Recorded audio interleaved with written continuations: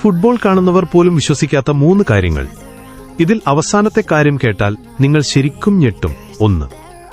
Football ചരിത്രത്തിലെ ഏറ്റവും വേഗതയേറിയ ഗോൾ പിറക്കാൻ എത്ര സമയമെടുത്തു എന്ന് നിങ്ങൾക്കറിയാമോ? വെറും 2.1 സെക്കൻഡ്.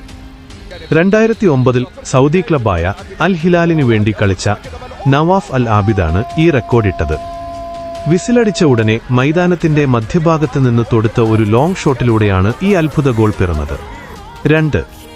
ഫുട്ബോൾ ചരിത്രത്തിൽ ഏറ്റവും ഉയരത്തിൽ ചാടി ഗോൾ നേടിയത് ആരാണെന്നറിയാമോ? അത് സാക്ഷാൽ ക്രിസ്ത്യാനോ റൊണാൾഡോയാണ്.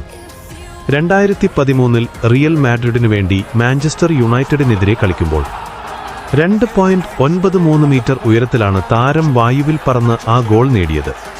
3. ലോകത്തിലെ ഏറ്റവും വലിയ ഫുട്ബോൾ സ്റ്റേഡിയം എവിടെയാണെന്നറിയാമോ? അത് നോർത്ത് കൊറിയയിലെ റുൻഗ്രാഡോ സ്റ്റേഡിയമാണ്. 1.5 ലക്ഷത്തോളം ആളുകളെ ഒരേ സമയം ഉൾക്കൊള്ളാൻ ഈ ഭീമൻ സ്റ്റേഡിയത്തിൽ